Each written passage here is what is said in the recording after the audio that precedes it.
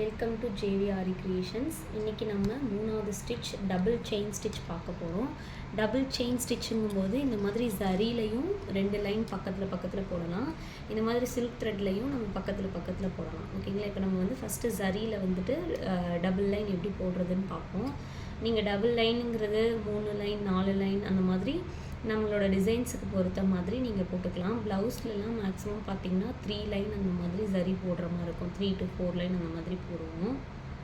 So வந்துட்டு அதை நல்லா ப்ராக்டிஸ் பண்ணுங்கள். எப்பவும் போல் ஒரு நாட்ச் போட்டுட்டு த்ரெட்டை வந்து அடியில் எடுத்துக்கோங்க.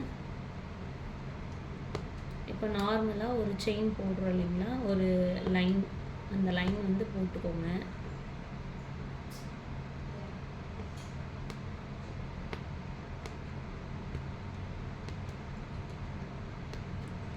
உங்களுக்கு இதில் ஏதாவது டவுட் இருந்தால் கமெண்ட் செக்ஷனில் கமெண்ட் பண்ணுங்கள். ஏதாவது டவுட்ஸ் ஏதாவது வீடியோவில் வந்து புரியலை அப்படின்னா எனக்கு கமெண்ட் பண்ணுங்கள். அதை மறுபடியும் நான் வந்துட்டு உங்களுக்கு எப்படி வந்துட்டு போடுறது அப்படின்றத மறுபடியும் வீடியோ வந்து நான் போஸ்ட் பண்ணுறேன்.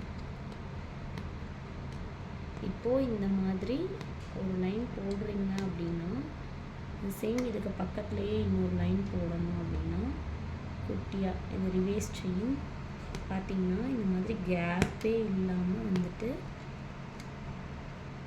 போடணும்.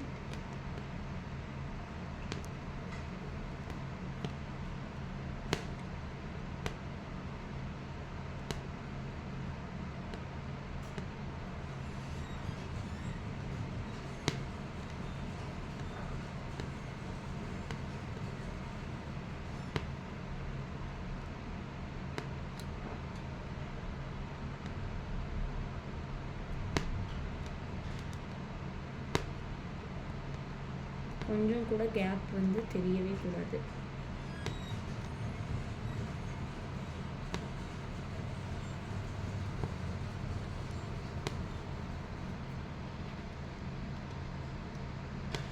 ஓகேங்களா?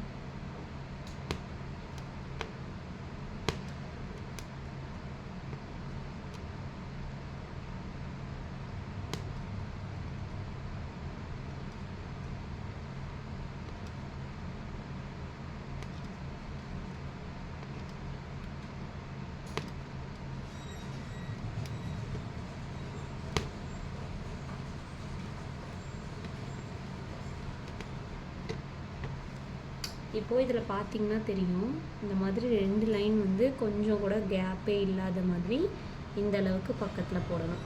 நீங்கள் ப்ளவுஸில் போடும்போது இதில் வந்துட்டு 3 to 4 லைன் அந்த மாதிரி போடுவீங்க. இது வந்து நம்ம ஜரியில் போட்டிருக்கோம்.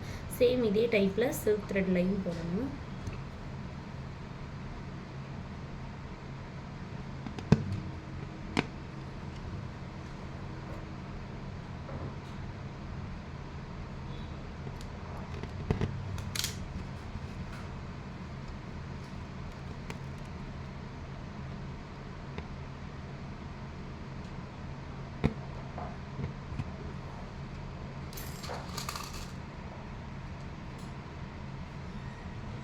இப்போ நம்ம நெக்ஸ்ட்டு சில்க் த்ரெட்லையும் சேம் அதே பேட்டர்ன் வந்து டபுள் செயின் ஸ்டிச்சு சில்க் த்ரெட்லையும் போட போகிறோம்.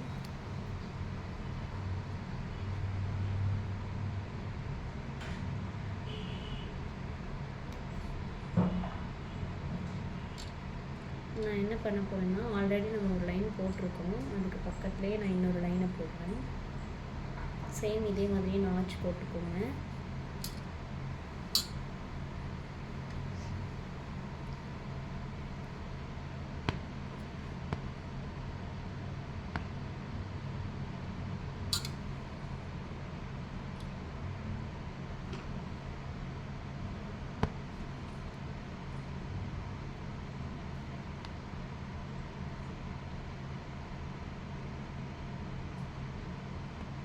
ஓகேங்க, இப்போ சேம் பேட்டர்ன்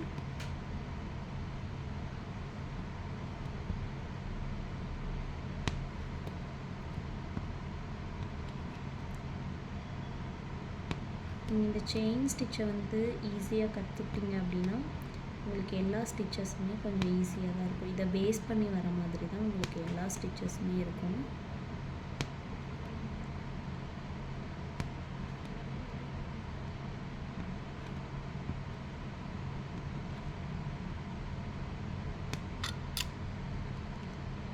பார்க்கும்போதே தெரியும் எந்த அளவுக்கு வந்துட்டு உங்களுக்கு பக்கமாக வருது அப்படின்ட்டு.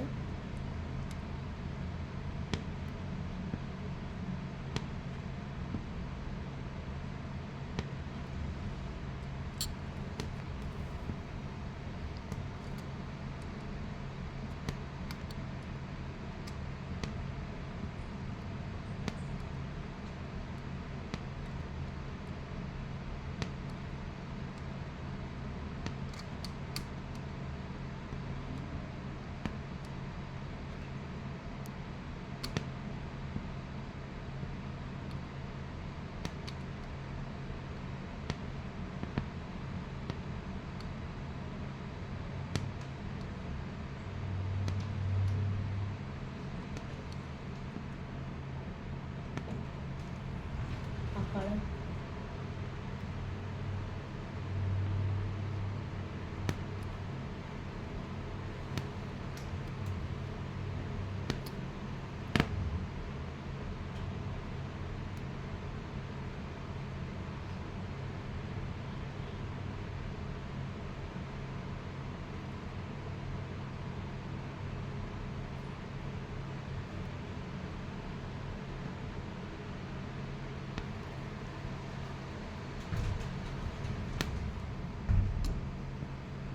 சேம் இதே அதே மாதிரி ஃபினிஷ் பண்ணிக்கோங்க.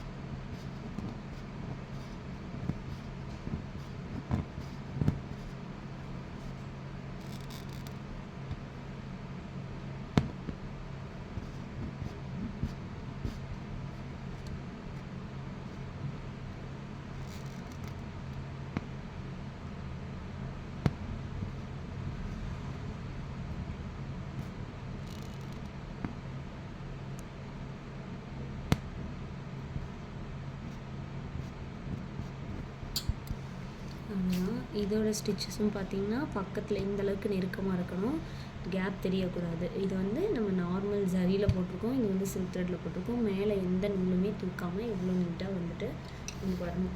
ஸோ இதை வந்து எந்த அளவுக்கு ப்ராக்டிஸ் எடுக்கிறீங்களோ அந்த அளவுக்கு இந்த மாதிரி ஃபினிஷிங் உங்களுக்கு கிடைக்கும். Thank you so much.